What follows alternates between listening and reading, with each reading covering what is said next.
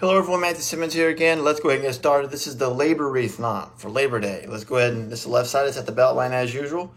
We're gonna come in, we're just gonna put in a dimple there, bring it over to the center, and I'm gonna start a wreath already. Bring it over to the center like this. I'm gonna leave it like this right here. Then what I'm gonna do another wreath across there like this. There we have this one. So then what I'm gonna do is I'm gonna do a Boris Mocha fold or technique. I'm gonna come back actually like this. And then I'm going to fold it back like that.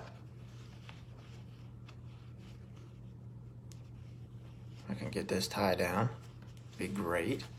There we go, so we have that.